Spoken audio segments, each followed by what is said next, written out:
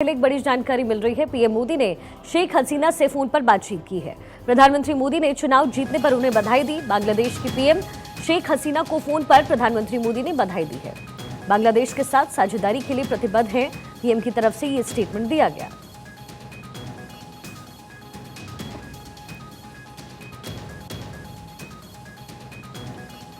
एक बड़ी जानकारी इस वक्त मिल रही है।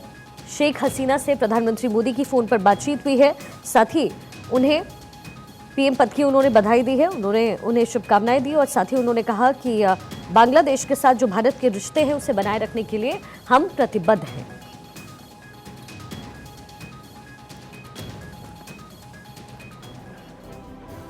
देखिए, यूं तो चुनाव से पहले अगर कोई सियासी दल गठबंधन तैयार करता है तो वक्त के साथ उस गठबंधन का खाका कैसा होगा, किस पार्टी की कितनी हिस्सेदारी होगी, इन तमाम सवालों के जवाब मिलने लगते हैं। लेकिन 2024 के चुनाव से पहले बने विपक्ष के इंडिया में अभी तक कंफ्यूजन ही कंफ्यूजन नजर आ रहा है। विपक्षी दलों ने गठबंधन की छतरी तले अपने योद्धाओं को इकट्ठा तो कर लिया है, लेकिन अभी तक गठबंधन में सीटों के बंटवारे का हाल कुछ ऐसा है कि विपक्ष अपनी डफली अपनी राग पर जाकर के फंस गई है। चुनाव की तारीख करीब आ रही है, लेकिन विपक्ष अब तक सीटों को लेकर के एक खाका भी तैयार नहीं कर पाया। इस सिलसिले में आम आदमी पार्टी और कांग्रेस के बीच आज बैठक हुई, लेकिन अभी तक तमाम ऐसे राज्य हैं जहां पर विपक्ष सीटों के बंटवारे की संख्या नहीं तय कर सका। उत्तर प्रदेश और बिहार को लेकर के गठबंधन में सीटों पर पेच अभी भी फंसा हुआ है। उत्तर प्रदेश की अगर बात की जाए तो यहां कुल 80 लोकसभा सीट हैं, जिसमें कांग्रेस 40 सीटें तक मांग सकती है, लेकिन समाजवादी पार्टी, जो कि उत्तर प्रदेश के विपक्ष दलों में सबसे बड़ी पार्टी है, वो 10 से 15 सीट देने के ही मूड में है। वहीं दूसरी तरफ बिहार में भी कुछ ऐसा ही हाल है, जहां कुल 40 लोकसभा सीट हैं, जिनमें 10 सीट पर कांग्रेस दावेदारी कर रही है, लेकिन जेडीयू और आरजेडी सिर्फ 4 सीट देने के इरादे में है। इसी बिहार में जेडीयू 17 सीटों पर दावेदारी कर रही है, तो वहीं आरजेडी की नजरें भी 16 से 17 सीट पर है। अब इसके साथ ही लेफ्ट भी अपनी हिस्सेदारी मांग रही है। ऐसे में जिन राज्यों में पेच फंसता नजर आ रहा है, वहीं अभी के कांग्रेस समेत बाकी दलों के हालात क्या है, ये भी आपको समझना होगा। सबसे पहले हम बात कर लेते हैं पश्चिम बंगाल की, जहां कुल 24 सीटें हैं, जिसमें 22 सीटों पर टीएमसी का पूरी तरीके से कब्जा है और उसका वोट शेयर 43.7% है। वहीं बीजेपी को 2019 में 18 सीट वहां मिली और उसको वोट शेयर मिला 40.6%।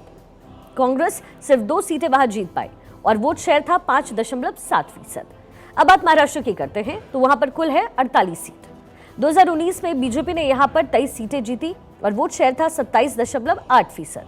शिवसेना ने 18 सीटें जीती और उसका वोट शेयर था 23.5%।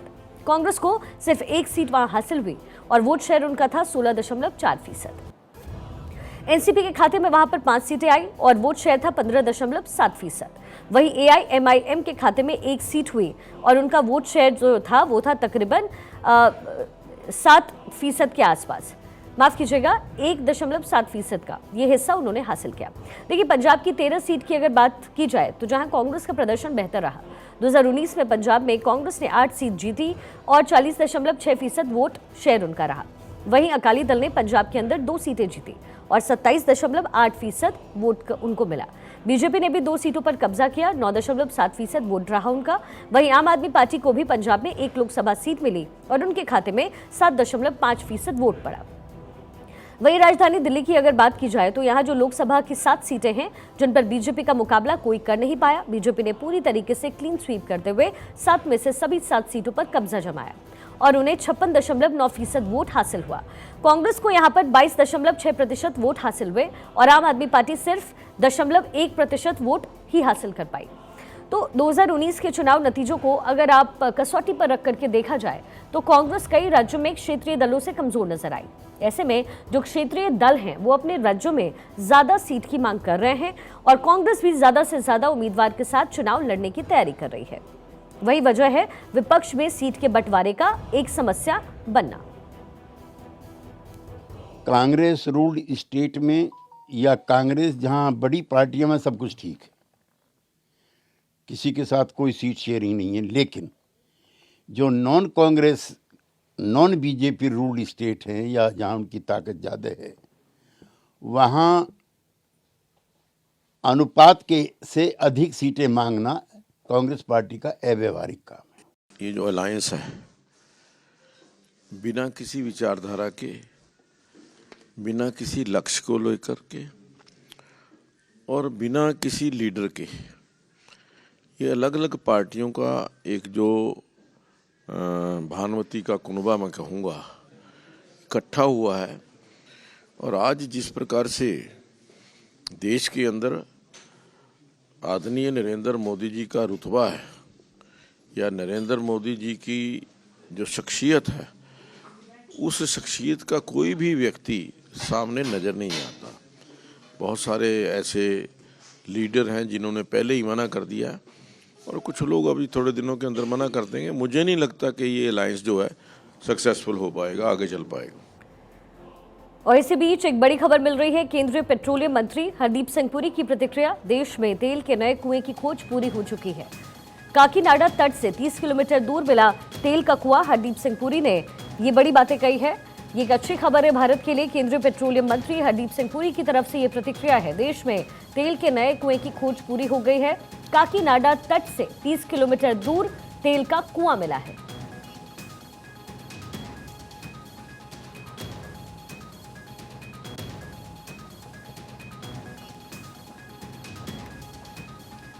केंद्रीय पेट्रोलियम मंत्री हरदीप सिंह पुरी की प्रतिक्रिया। देश में तेल के नए कुएं की खोज पूरी हो गई है।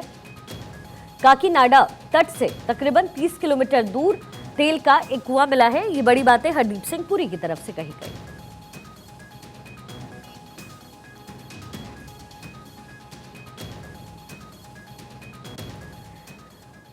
देखिए, सीटों का फॉर्मूला विपक्ष के गठबंधन के लिए मुश्किल का सबब बना हुआ है। उत्तर प्रदेश में समाजवादी पार्टी कांग्रेस को अपना तेवर दिखा रही है, तो वहीं पश्चिम बंगाल में ममता बनर्जी ने मिजाज में इशारा कर दिया है कि टीएमसी किसी भी हाल में झुकने वाली नहीं है। वहीं बिहार में महागठबंधन भी मुश्किलों में फंसता हुआ नजर आ रहा है। जैसा कि हमने पहले भी आपको बताया कि जनता दल यूनाइटेड बिहार में लोकसभा की 17 सीटों पर दावेदारी कर रही है और कांग्रेस को सिर्फ 4 सीट देने की बात कही जा रही है। वहीं कांग्रेस के ख्वाब 10 सीट पर उम्मीदवारों को उतारने के हैं। यानी अब तक नीतीश कुमार का जो डावाडोल रवैया है वो कांग्रेस के लिए चिंता का सबब है। तो अब सीट को लेकर के जो चल रही माथापच्ची है वो भी कांग्रेस को परेशान कर रही है। और इन सब के बीच जेडीयू के सीनियर लीडर और ऊर्जा मंत्री विजेंद्र सख्त रवैया अपना रहे हैं। विजेंद्र यादव का कहना है कि 16 सीटों पर जेडीयू के सांसद हैं और इन पर कोई समझौता नहीं होगा। सिटिंग सीट पर कोई बातचीत नहीं होगी। सीट के अदला बदली पर बातचीत संभव है और अब अगर गठबंधन बनाना है तो त्याग करना होगा, लेकिन जीती हुई सीट जेडीयू नहीं छोड़ सकती। यानी वक्त के साथ विपक्ष जैसे जैसे सीट की शेयरिंग का फॉर्मूला निकाल रहा है, गठबंधन में खींचातान भी खुल करके सामने आने लगी। ऐसे में जेडीयू सांसद का सख्त रुख ये साफ कर रहा है कि बिहार में राहें आसान नहीं है। तो काफी बड़ी संख्या उधर बच भी जाता है ना। 16 के बाद कितना बच जाता है? लगभग 24 सीट। तो कोई कम थोड़े है। और जब गठबंधन होता है तो सीटिंग सीट पर कोई बात होती ही नहीं है। ये समान तौर से परंपरा है। और 16 के बाद भी जो सीट बचते हैं तो उसमें आरजेडी के गठबंधन के साथ में हमारा गठबंधन हुआ। पहले तो आरजेडी के साथ ही सीपीआई सीपीएम कांग्रेस का था, हम लोग का तो था नहीं। देखिए, बिहार में एक गठबंधन खास करके कांग्रेस की राहों में कांटे ही कांटे हैं। बिहार में कांग्रेस ने जिन सीटों पर दावा किया उसे देखते हुए अब ये भी कहा जा रहा है कि सीट शेयरिंग की गुत्थी लालू यादव और नीतीश कुमार की सहमति के बगैर सुलझती नहीं दिख रही। इस मुश्किल का हल निकालने के लिए और बिहार में लोकसभा सीटों के बंटवारे को लेकर के रविवार को दिल्ली में कांग्रेस और आरजेडी नेताओं की पहली बैठक हुई। इस बैठक में आरजेडी की तरफ से सांसद मनोज झा शामिल हुए। मनोज झा की मुकुल वासनिक के आवास पर कांग्रेस नेताओं के साथ सीट शेयरिंग को लेकर के बातचीत हुई। इस बैठक के बाद मनोज झा ने इशारों में संकेत दिए कि बातचीत सार्थक रही है, लेकिन अब कांग्रेस से सूत्रों के मुताबिक पार्टी ने बिहार की 40 लोकसभा सीटों में से 10 सीटों पर चुनाव लड़ने के लिए दावा ठोक दिया है। कांग्रेस ने उन 10 लोकसभा सीटों की लिस्ट आरजेडी को सौंपी है और इन सीटों पर कांग्रेस ने चुनाव लड़ने का दावा किया। इस लिस्ट में कटिहार लोकसभा सीट का नाम भी शामिल है। इसी कटिहार सीट पर आरजेडी और जेडीयू भी दावा कर रहे हैं। वहीं नवादा, मधुबनी और औरंगाबाद सीट पर भी कमोबेश यही हालात है।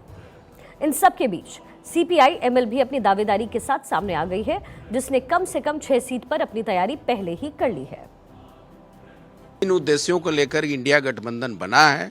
मैं समझता हूं कि वो बड़ा उद्देश्य है, देश बचाने का सवाल है, संविधान बचाने का सवाल है, लोकतंत्र बचाने का सवाल है।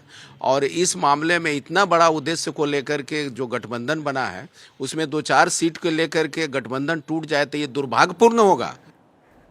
देखिए, कांग्रेस नेता एक बार फिर से सफर पर निकलने वाले हैं। भारत जोड़ने की यात्रा पर राहुल गांधी मणिपुर से 14 जनवरी को रवाना होंगे।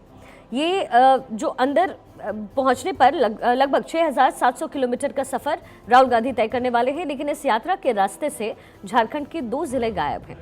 इन जिलों का गायब होना भर था कि बीजेपी को एक मुद्दा मिल गया। मोर्चे पर निशिकांत दुबे आए, निशाने पर राहुल गांधी थे और दावा ये कि राहुल ने पूजा पाठ से बचने के लिए यात्रा का रास्ता ही मोड़ दिया है। 14 जनवरी से राहुल गांधी मणिपुर से मुंबई तक यात्रा करने वाले हैं। 2024 के चुनाव के मद्देनजर भारत जोड़ो यात्रा का एक दूसरा चरण है, जिसमें राहुल गांधी कांग्रेस के लिए माहौल तैयार करने की नीयत से उतर रहे हैं। लेकिन झारखंड के 2 जिलों गोड्डा और देवघर से राहुल गांधी की दूरी बीजेपी को बैठे बिठाए तंज का मौका दे गई। राहुल जी को मेरे से ज्यादा प्यार है, इसीलिए उन्होंने गोड्डा लोकसभा को छोड़ दिया है। और गोड्डा लोकसभा क्या वो इस 2 जिले को नहीं आ रहे, ना गोड्डा आ रहे हैं ना वो देवघर जिला आ रहे हैं। हमको लगता है कि देवघर में शायद पूजा पाठ का प्रेशर कांग्रेसी ज्यादा बना रहे होंगे और उनको अभी चुनाव के समय सेकुलर दिखना है, जिससे कि मुस्लिम वोट उनका नाराज नहीं हो जाए। इस कारण से उन्होंने गोड्डा लोकसभा छोड़ दिया। अब भले ही निशिकांत दुबे की जुबान पर प्रेम का शब्द था, लेकिन इस प्रेम के शब्द में भी तंज घुला हुआ था। दावा ये तक कर रहे हैं कि राहुल गांधी ने पूजा पाठ से बचने के लिए देवघर का रास्ता ही छोड़ दिया। बीजेपी की तरफ से तंज आया तो कांग्रेस भी भला जवाब देने से कहां चूकने वाली थी। जवाब दिया झारखंड में कांग्रेस के प्रदेश अध्यक्ष राजेश ठाकुर ने। उनका कहना है कि राहुल की यात्रा बीजेपी को डरा रही है। उनको कोई गंभीरता से नहीं लेता है, वो इस तरह की बातें करते रहते हैं। और राहुल गांधी जी कहां से आ रहे हैं, कहां जा रहे हैं, अभी उनको पता कहां है। डर है, डर के मारे इस तरह की बयानबाजी कर रहे हैं। उनको लग रहा है कि कहीं राहुल गांधी जी उस इलाके से गुजर गए तो वो कहां जाएंगे उनको पता नहीं है, इसलिए घबराहट में इस तरह के बयान आएंगे। उसमें बहुत चिंता करने की बात नहीं है। 2024 के चुनाव के मद्देनजर राहुल गांधी 6700 किलोमीटर की यात्रा निकाल रहे हैं। मणिपुर से मुंबई तक की इस यात्रा में 15 राज्यों को शामिल किया गया है, लेकिन झारखंड के 2 जिले बीजेपी को मुद्दा दे गए हैं। दावा के तुष्टीकरण ने राहुल गांधी का रास्ता मोड़ दिया। अब ये आरोप कितना असर दिखाएंगे, ये देखने वाली बात है। Bureau report, Bharat 24। और वहीं मायावती और समाजवादी पार्टी की अदावत बहुत पुरानी है। भले ही 2 दशक से ज्यादा वक्त बाद 2019 में दोनों दल साथ आए हों, लेकिन चुनाव में हार के बाद फिर से एक बार दूरियां बढ़ी और ऐसी बढ़ी कि दोनों एक दूसरे पर हमला करने का कोई मौका नहीं छोड़ते। एक बार फिर से मायावती अखिलेश यादव पर हमलावर हुई हैं। इस बार गेस्ट हाउस कांड के बहाने अखिलेश को घेरा गया, तो साथ ही उनको गेस्ट हाउस कांड वाला इतिहास भी मायावती ने याद दिलाया। लेकिन मायावती ने अचानक ये सवाल क्यों उठाए, इसकी इनसाइड स्टोरी भी इस रिपोर्ट के जरिए आपको समझाते हैं। बीएसपी की सुप्रीमो मायावती एक बार फिर से अखिलेश यादव पर हमलावर हो चुकी हैं। ट्विटर पर एक के बाद एक ट्वीट के साथ मायावती ने अखिलेश को 1995 के गेस्ट हाउस कांड की याद दिलाई। मायावती का ये ट्वीट ऐसे वक्त में आया है जब अखिलेश यादव ये साफ कर चुके हैं कि गठबंधन में अगर बीएसपी की एंट्री हुई तो दूरी बना लेंगे। बस यहीं से मायावती समाजवादी पार्टी पर हमलावर हो गई हैं। पहला ट्वीट समाजवादी पार्टी को आरोपों में घेरने वाला था, जिसमें मायावती ने सपा को दलित विरोधी बताते हुए अखिलेश को घेरना शुरू किया। दूसरे ट्वीट में मायावती ने अखिलेश की गठबंधन वाली शर्त को याद दिलाते हुए समाजवादी पार्टी को सवालों के कटघरे में खड़ा किया। 1995 के गेस्ट हाउस कांड के बहाने समाजवादी पार्टी को घेरा। और तीसरे ट्वीट में मायावती के निशाने पर अखिलेश यादव की सरकार में बना वो पुल था, जिसके सामने मायावती का महल छिप गया। बीएसपी सुप्रीमो ने इस पुल को भी साजिश बता दिया। इन 3 ट्वीट के जरिए मायावती ने अखिलेश यादव को सवालों के कटघरे में खड़ा किया, तो जवाब समाजवादी पार्टी के मुखिया ने दिया, जिनका कहना था कि मायावती बीजेपी से कहकर पुल पर बुलडोजर चलवा दे। बीजेपी से मिले हुए तुड़वा दे, पुल को मना किया। बीजेपी में चिट्ठी लिख दे कि पुल तुड़वा दो। असल में अखिलेश हाल ही में ये शर्त रख चुके हैं कि मायावती अगर इंडिया गठबंधन का हिस्सा बनी तो समाजवादी पार्टी की साइकिल दूर हो जाएगी। शायद अखिलेश ये समझ चुके हैं कि मायावती का साथ आना उनके पीडीए फॉर्मूले को नुकसान पहुंचा सकता है। लेकिन अखिलेश का ये कटाक्ष मायावती को बर्दाश्त न हुआ और नतीजा मायावती ने 3 ट्वीट से इतिहास को याद दिलाते हुए समाजवादी पार्टी को खरी खरी सुना डाली। Bureau report, Bharat 24।